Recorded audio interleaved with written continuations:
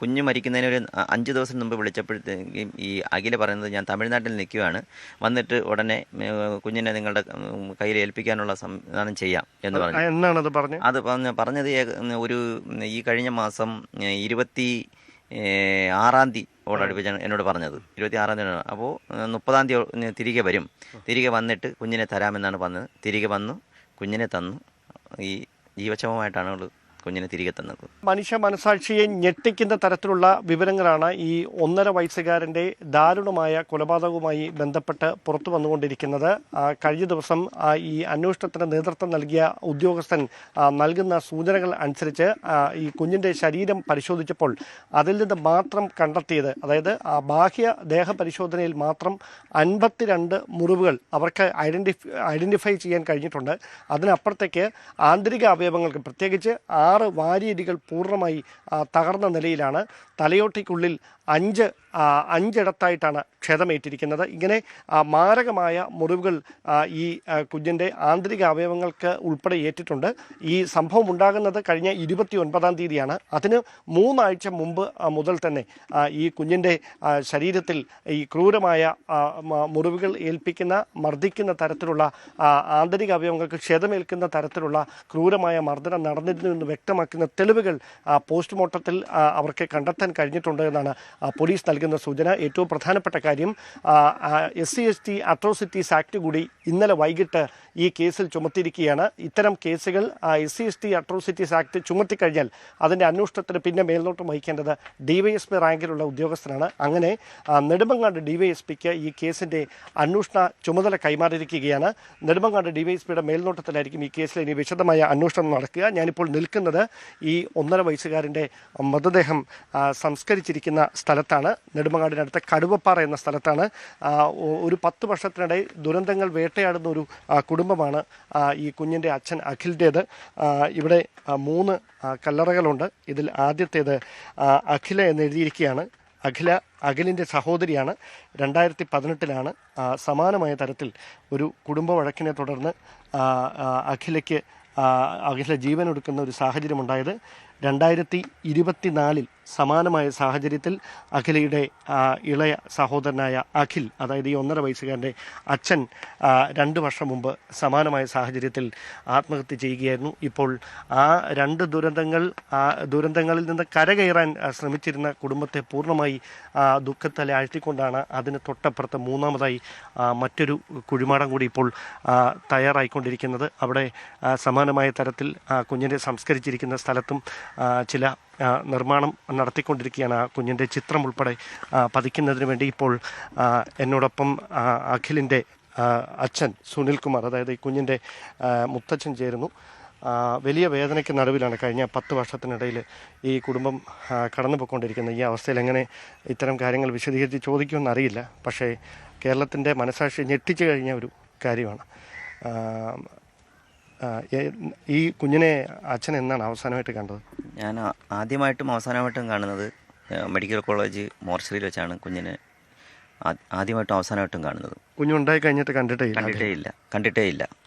കാണാൻ വേണ്ടിയിട്ട് ശ്രമിച്ചിരുന്നു. അന്ന് അവരാരും സമ്മതിച്ചില്ല. വേറൊന്നുമല്ല, നമ്മൾ വിചാരിച്ചു ഇവള് ആശുപത്രി ഡെലിവറി സമയത്ത് നമ്മൾ അറിയിക്കുമെന്നാണ് കരുതിയത്. അതറിയിച്ചില്ല.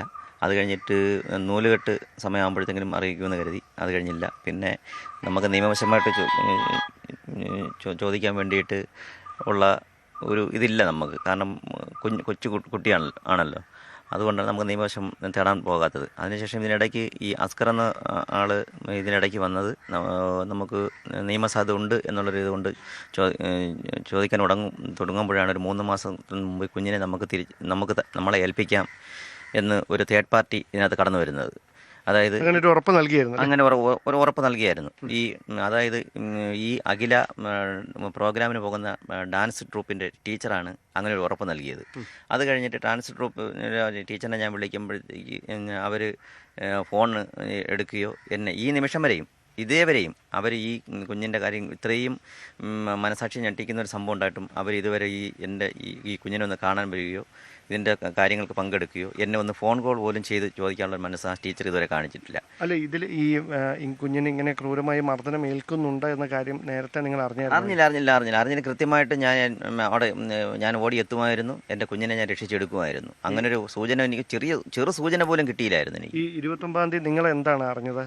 എന്നെ 29-ാം തീയതി അറിയിച്ചെന്ന് പറഞ്ഞാൽ 29-ാം തീയതി ഈ 3 മാസങ്ങൾക്ക് മുമ്പ് ഞാൻ തുടങ്ങിയതാണല്ലോ ഈ കുഞ്ഞിനെ വീണ്ടെടുക്കാൻ വേണ്ടിയിട്ട്.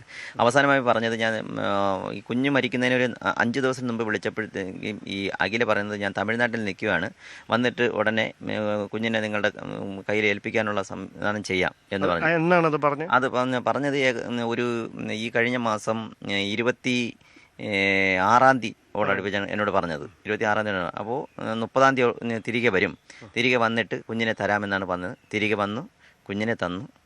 ഈ ജീവച്ഛവമായിട്ടാണ് അവൾ കുഞ്ഞിനെ തിരികെ തന്നത്.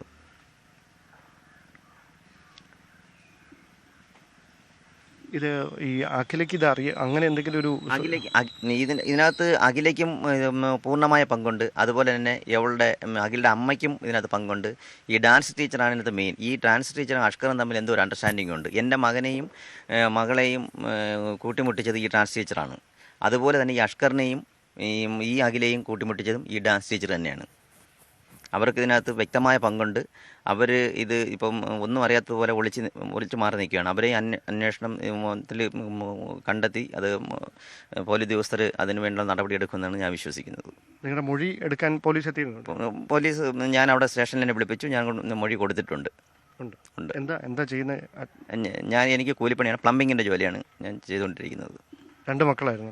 രണ്ട് മക്കളായിരുന്നു. 2 മക്കൾ മരണപ്പെട്ടു. പിന്നെ ജീവിതത്തിൽ പിന്നെ ഒരു ആശയം ഉണ്ടായിരുന്ന നമ്മുടെ രക്തത്തിലുള്ള ഈ കുഞ്ഞെങ്കിലും നമുക്കുണ്ട്, അവന് വേണ്ടി അങ്ങനെ ഒരു ആശയോടുകൂടിയാണ് ജീവിച്ചിരുന്നത്. അപ്പം ആ പ്രതീക്ഷയും കെട്ടടങ്ങി. ഇനിയുള്ള ഒരു നമ്മൾ ഇങ്ങനെ ഞാനും എൻ്റെ ഭാര്യയും നോക്കിക്കാണുന്നതെന്ന് പറഞ്ഞാൽ അവരുടെ കൊല്ലാനുള്ള ഒരു വിധിയെ കാത്താണ് ഞാനും എൻ്റെ ഭാര്യയും കഴിയുന്നത്. അതിനപ്പുറം അദ്ദേഹത്തോട് മറ്റൊന്നും ചോദിക്കാൻ കഴിയില്ല. അങ്ങനെ കഴിയുന്ന ഒരു സാഹചര്യത്തിലല്ല. അത്രയും വൈകാരികമായി തളർന്ന ഒരവസ്ഥയിലാണ് ഈ സുനിൽകുമാറും അദ്ദേഹത്തിൻ്റെ കുടുംബവുമുള്ളത്. എന്തായാലും പോലീസിൻ്റെ അന്വേഷണം മറ്റൊരു ദിശയിലേക്ക് കടക്കുകയാണ്. നെടുമങ്ങാട് DYSPയുടെ നേതൃത്വത്തിൽ നടക്കുന്ന വിശദമായ അന്വേഷണത്തിലൂടെ ഈ ദാരുണമായ സംഭവത്തിലേക്ക് നയിച്ച യഥാർത്ഥ കാരണങ്ങൾ എന്താണ് എന്നതടക്കമുള്ള കാര്യങ്ങളുടെ ഒരു വ്യക്തത വരുമെന്ന പ്രതീക്ഷയിലാണ് പോലീസുള്ളത്. പ്രധാനപ്പെട്ട ഒരു കാര്യം കൂടി എടുത്തു പറയാനുള്ളത്, ഈ സംഭവങ്ങളിൽ ഈ അഷ്കർ നേരിട്ട് പങ്കെടുക്കുന്നു. മറ്റാർക്കെങ്കിലും ഇത് അറിവുണ്ടായിരുന്നു എന്ന കാര്യത്തെക്കുറിച്ച് പോലീസ് പ്രാഥമിക അന്വേഷണം നടത്തി. അതിൽ ലഭിക്കുന്ന വിവരങ്ങളനുസരിച്ച് ഈ അഖിലയുടെ മൗന സമ്മതത്തോടെയാണ്, അതായത് ഈ കുഞ്ഞിൻ്റെ അമ്മ അഖിലയുടെ മൗന സമ്മതത്തോടെയാണ് ഈ 1.5 വയസ്സുകാരന് നേരെ ഇങ്ങനെ ഈ ക്രൂരമായ മർദ്ദനങ്ങൾ, പീഡനമുറകളൊക്കെ അരങ്ങേറിയിരുന്നത് എന്ന കൃത്യമായ തെളിവുകൾ കൂടി വിവരങ്ങൾ കൂടി പോലീസ് ശേഖരിച്ചിട്ടുണ്ട്. അങ്ങനെയെങ്കിൽ അഷ്കറിനൊപ്പം കൂട്ടുപ്രതിയായി അഖിലയും മാറുന്ന ഒരു സാഹചര്യം ഉണ്ടാകും. അതിൽ ഏത് തരത്തിലായിരിക്കും തുടർ നീക്കങ്ങൾ എന്നാണ് നമുക്കറിയാനുള്ളത്. എന്താണ് ഒരു എനിക്കിതിൽ ഒന്നുകൂടെ പറയാനുള്ളതെന്ന് പറഞ്ഞാൽ, ഈ കുഞ്ഞിനെ 30-ാം തീയതി അഖിലെ കൊണ്ട് തരാമെന്ന് പറഞ്ഞിരുന്നല്ലോ എൻ്റെ അടുത്ത്. നമ്മൾ വന്നിട്ട് സംസാരിക്കുക കുഞ്ഞിനെ തരാനുള്ള ഏർപ്പാട് ചെയ്യാമെന്ന് പറഞ്ഞിരുന്നു. അപ്പോൾ ഈ അഷ്കറിൻ്റെ ഒരു സുഹൃത്ത് എന്നെ അവൻ താമസിച്ചിരുന്ന സ്ഥലത്ത് എന്നോട് വിളിച്ച് പറഞ്ഞ് ഈ സംഭവത്തിന് ശേഷമാണ് എന്നോട് പറയുന്നത്, അച്ഛാ ഇതേപോലെ ഈ ഡാൻസ് ടീച്ചർ അഖിലയോട് വിളിച്ച് പറഞ്ഞത് ഒരു കാരണവശാലും എന്നെയും എൻ്റെ ഭാര്യയുടെ കയ്യിലും അവളുടെ അമ്മയുടെ കയ്യിലും കുഞ്ഞിനെ ഒരു കാരണവശാലും ഏൽപ്പിക്കരുതെന്ന് ഈ ഡാൻസ് ടീച്ചർ പറഞ്ഞതായിട്ട് എനിക്ക് അറിവ് കിട്ടി. അതെന്തുകൊണ്ടാണ് അങ്ങനെ പറയാനിടയെ? അതാണ് ഞാൻ പറഞ്ഞത്. അതിന് ആ സാഹചര്യം എന്ന് പറഞ്ഞു കഴിഞ്ഞാൽ അത് ടീച്ചറിനും അഷ്കറിനെ അറിയാവൂ. ഓക്കെ, എന്തായാലും അവർ ഈ കുടുംബം ഉന്നയിക്കുന്ന ആ സംശയത്തിലേക്ക് കൂടി പോലീസിൻ്റെ അന്വേഷണം നീളും. അവരെ കൂടി ചോദ്യം ചെയ്യുമെന്നാണ് വിവരം. അങ്ങനെയെങ്കിൽ ആ ചോദ്യം ചെയ്യലിലൂടെ ഇതുമായി ബന്ധപ്പെട്ട് ഇപ്പോൾ നിലനിൽക്കുന്ന ദുരൂഹതകളെല്ലാം മാറുമെന്ന പ്രതീക്ഷയിലാണ് ഈ കുടുംബവുമുള്ളത്. ഡാന, ഒരു കാര്യം കൂടി, നമുക്ക് പിതാവിനോട് അത്രയധികം ദുഃഖം നേരി നിൽക്കുന്ന കുട്ടിയാണ്. എല്ലാവരും നഷ്ടപ്പെട്ട സാഹചര്യത്തിൽ തൻ്റെ മകൻ്റെ രക്തത്തിൽ പേർന്ന ആ കുഞ്ഞിൻ്റെ ശരീരം എങ്കിലും എൻ്റെ പറമ്പിൽ, എൻ്റെ പുരയിടത്തിൽ സംസ്കരിക്കണമെന്ന് ആഗ്രഹിച്ച ഒരു പിതാവാണെന്ന് മനസ്സിലാക്കാം. അതാണല്ലോ സാഹചര്യം. യഥാർത്ഥത്തിൽ ഈ അഖിലയുടെ ഈ സുനിൽകുമാറിൻ്റെ മകൻ്റെ അവരുടെ കുടുംബജീവിതത്തിൽ തുടക്കത്തിൽ തന്നെ ചില പാകപ്പിഴകൾ ഉണ്ടായിരുന്നു. അത് സംബന്ധിച്ച് എന്തെങ്കിലും പിതാവിൻ്റെ പ്രതികരണം ഉണ്ടാവാൻ സാധ്യതയുണ്ടോ?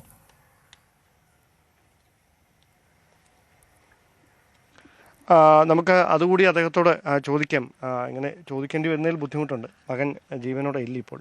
എന്താണ് ഈ 2024 അഖിൽ ജീവൻ കൊടുക്കുന്നത്? അതിലേക്ക് നയിച്ച സാഹചര്യം, ഈ കുടുംബ പ്രശ്നങ്ങൾ എന്തായിരുന്നു എൻ്റെ പ്രശ്നം? കുടുംബപ്രശ്നം എന്ന് പറഞ്ഞാൽ ഈ അഖില വേറൊരു പയ്യനുമായിട്ട് ബന്ധത്തിലായിരിക്കുമ്പോഴാണ് എൻ്റെ മകനെ കണ്ടുമുട്ടുന്നത്. അവന് ആ പയ്യനുമായിട്ടുള്ള ചാറ്റ് ഇവൻ കണ്ടുപിടിക്കുകയും അങ്ങനെ അതിൽ തുടർന്നുണ്ടാകുന്ന കുടുംബ വഴക്കാണ് മെയിൻ വിഷയം. പിന്നെ അതൊന്ന്. രണ്ടാമത് ഇവർക്ക് നമ്മുടെ ഈ പെണ്ണിൻ്റെ വിധവ ആയതുകൊണ്ട് ഇത് വിവാഹം കഴിക്കുമ്പോൾ രജിസ്റ്റർ മാരേജാണ് കഴിച്ചത്. അതിൻ്റെ ആ സർട്ടിഫിക്കറ്റ് കാര്യമാക്കുമ്പോൾ സർക്കാരിന് ധനസഹായം കിട്ടും. ആ ധനസഹായം ചോദിക്കാനായിട്ട് എൻ്റെ മകൻ പോവുകയും അത് നിനക്കെന്ത് അവകാശം എന്ന് പറഞ്ഞുകൊണ്ട് അതിനെ തുടർന്നും ഈ വഴക്കുകളുണ്ട്. അങ്ങനെയാണ് കുടുംബ വഴക്കുകൾ ആരംഭിക്കുന്നത്. ഈ അഖിലിന് തൻ്റെ കുഞ്ഞിനെ കാണാനുള്ള അവസരം ഉണ്ടായില്ലേ? ഉണ്ടായില്ല. അവൻ മരിക്കുമ്പോൾ അവൾ 3 മാസം ഗർഭിണിയാണ്. അതിനിടയിലാണ് ഈ പ്രശ്നങ്ങൾ ഉണ്ടാകുന്നത്. ഇവനെ വേണ്ട എന്ന് പറഞ്ഞുകൊണ്ട് ഇവൾ പാലോട് പോലീസ് സ്റ്റേഷനിൽ എഴുതി വെച്ച് പോവുകയും ചെയ്തു. ശരി. പിന്നെ ഈ കുഞ്ഞുണ്ടായ നിങ്ങൾ എങ്ങനെയാണ് ബാക്കി കാര്യങ്ങളൊക്കെ, ഈ കുഞ്ഞുമായി ബന്ധപ്പെട്ട കാര്യങ്ങളൊക്കെ അറിഞ്ഞുകൊണ്ടിരുന്നത്? നമ്മൾ ഇവിടെ ആയിരിക്കുമ്പോൾ ഫേസ്ബുക്ക് ഫ്രണ്ട്സ് ഉണ്ട്, അവരെ മൊബൈലിലൊക്കെ വരുന്നതാണ് നമ്മൾ കണ്ടുകൊണ്ടിരുന്നത്. അങ്ങനെ മുഖം പോലും നേരത്തെ കണ്ടിട്ടില്ല. ഒരിക്കൽ പോലും ശ്രമിച്ചിരുന്നു, പലവട്ടം ശ്രമിച്ചിരുന്നു. അഖിലയുടെ കുടുംബത്തിന്റെ ഭാഗത്തു നിന്ന് എന്തെങ്കിലും തരത്തിലുള്ള ഒരു പ്രതികരണം നിങ്ങളോട് ഇവിടെ വരികയോ അങ്ങനെ എന്തെങ്കിലും?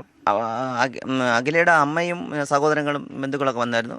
അവർ വന്ന് ചടങ്ങിലൊക്കെ പങ്കെടുത്തിട്ട് അവർ പോയി എന്ന് അത്രയേ ഉള്ളൂ. നിലവിൽ പോലീസ് നടത്തുന്ന അന്വേഷണത്തിൽ തൃപ്തിയുണ്ട്. അവരോട് ഞാനും സഹകരിക്കുന്നുണ്ട്. അവരെന്നോട് കൂടുതലും ശല്യപ്പെടുത്താറില്ല. കാര്യങ്ങൾ ചോദിച്ച് മനസ്സിലാക്കി അവരതിൻ്റെ നടപടി നീക്കുന്നുണ്ട്. അതുപോലെ തന്നെ ശിശുക്ഷേമ വകുപ്പ് മന്ത്രി നമ്മുടെ ബിന്ദു കൃഷ്ണ മാഡം നല്ല രീതിയിൽ നമ്മളെ കൂടെ സഹായിക്കാമെന്ന് പറഞ്ഞിട്ടുണ്ട്. മുഖ്യമന്ത്രി സാറ് വിളിച്ചിട്ടുണ്ടായിരുന്നു, അവരും കൂടെ ഉണ്ടെന്ന് പറഞ്ഞിട്ടുണ്ട്. അപ്പോൾ എല്ലാ നിയമവശങ്ങളും ഇവർക്ക് ഒരു പഴുതുപോലും ഇല്ലാത്ത രീതിയിൽ ഞങ്ങൾ ആഗ്രഹിക്കുന്ന അവരുടെ കൊല്ലാനുള്ള രണ്ടുപേർക്കും ആ ശിക്ഷ തന്നെ കിട്ടണമെന്നുള്ള പ്രതീക്ഷയിലാണ്. ഇനി അതിനുള്ള ജീവിതമാണ് മുന്നോട്ട് പോയിക്കൊണ്ടിരിക്കുന്നത്. താങ്ങാൻ പറ്റാത്ത ദുഃഖമാണെന്നറിയാം, പക്ഷേ ഞങ്ങളുടെ എല്ലാവരുടെയും പിന്തുണ നിങ്ങൾക്ക് എല്ലാവർക്കും ഉണ്ടാകും. എന്തായാലും ഇതാണ് സാഹചര്യം. ആ കുടുംബം പങ്കുവെക്കുന്ന വേദനകൾ അതാണ്. ഇനി അവർ കാത്തിരിക്കുന്നത് മകൻ്റെയും ഈ കുഞ്ഞിൻ്റെയും ഒക്കെ ദാരുണമായ മരണത്തിന് കാരണക്കാരായവർ വിധിക്ക് മുമ്പിൽ, നിയമത്തിന് മുമ്പിലേക്ക് എത്തുമ്പോൾ അവിടുന്ന് പരമാവധി ശിക്ഷ അവർക്ക് വാങ്ങിക്കൊടുക്കാൻ കഴിയും എന്ന പ്രതീക്ഷയിലാണ്. ഡാന്, ഒരു കാര്യം കൂടി ഡാന്, ഈ അഖില ഈ കേസിലേക്ക് കുടുങ്ങാൻ എത്ര കണ്ട് സാധ്യതയുണ്ട്, എത്ര കണ്ട് തെളിവ് അതനുസരിച്ച് ഉണ്ടാകും? രണ്ടാനച്ഛൻ ഈ അഷ്കർ മർദ്ദിച്ചിരുന്നു എന്നതിന് പല തെളിവുകൾ ഉണ്ടാവാം. കുട്ടിയുടെ ഇപ്പോഴത്തെ അവസ്ഥ പോസ്റ്റ്മോർട്ടം റിപ്പോർട്ടൊക്കെ നമുക്കറിയാം. അപ്പോൾ ഈ അമ്മ അഖിലയ്ക്കെതിരെ എത്ര തെളിവാണ് പോലീസിൻ്റെ മുന്നിലേക്ക് വരാൻ സാധ്യത? എന്താണ് അത് സംബന്ധിച്ച് നിങ്ങൾ സൂചനയുണ്ടോ?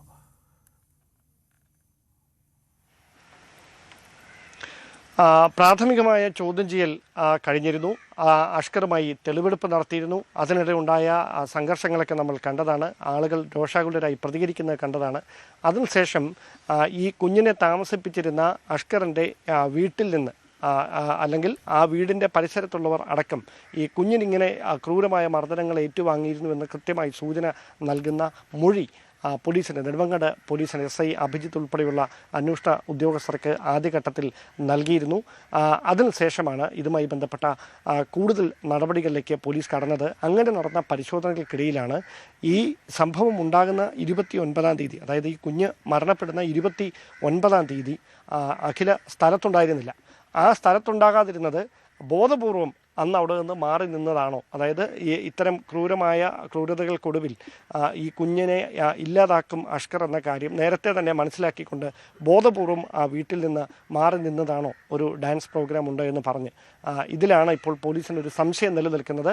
ഈ സംഭവം ഉണ്ടായ 29-ാം തീയതിക്ക് 3 ആഴ്ച മുമ്പ് മുതൽ തന്നെ അതിക്രൂരമായ മർദ്ദനങ്ങൾ, ശാരീരികമായ പീഡനങ്ങൾ, ആന്തരിക അവയവങ്ങൾക്ക് ദാരുണമായി ക്ഷതമേൽക്കുന്ന തരത്തിലുള്ള പീഡനങ്ങൾ ഈ 1.5 വയസ്സുകാരന് ഏറ്റുവാങ്ങേണ്ടി വന്നു എന്ന് പോസ്റ്റ്മോർട്ടം റിപ്പോർട്ടിൽ വളരെ വ്യക്തമായി പരാമർശിക്കുന്നുണ്ട്. പോസ്റ്റ്മോർട്ടം നടത്തിയ ഫോറൻസിക് സർജൻ അടക്കം അക്കാര്യങ്ങൾ അന്വേഷണ ഉദ്യോഗസ്ഥരോട് വെളിപ്പെടുത്തുകയും ചെയ്തിട്ടുണ്ട്. ആ സംഭവങ്ങൾക്ക് അഖില പലപ്പോഴും സാക്ഷിയായിരുന്നു. അഖിലയുടെ സാന്നിധ്യത്തിൽ ഈ കുഞ്ഞിന് മർദ്ദനം ഏറ്റിട്ടുണ്ട് എന്ന് പോലീസ് ഇതിനോട് കണ്ടെത്തിയിട്ടുണ്ട്. പ്രാഥമികമായി നടന്ന ചോദ്യം ചെയ്യലിലും അത് ശരിവെക്കുന്ന തരത്തിലുള്ള വിവരങ്ങളാണ് കുറ്റസമ്മത മൊഴിയായി അഖില കൈമാറിയിരിക്കുന്നതെന്നാണ് വിവരം. അങ്ങനെയെങ്കിൽ ഞാൻ അതാണ് ആദ്യം സൂചിപ്പിച്ചത്, അഷ്കറിനൊപ്പം അഖില കൂടി സ്വന്തം കുഞ്ഞിനെ അതിക്രൂരമായി മറ്റൊരാൾ മർദ്ദിക്കുന്നതിന് മൗനമായി സാക്ഷ്യം വഹിച്ചതിന് നിയമ സംവിധാനങ്ങൾക്ക് മുമ്പിൽ കുടുങ്ങുമെന്ന കാര്യത്തിൽ ഒരു സംശയവും വേണ്ട.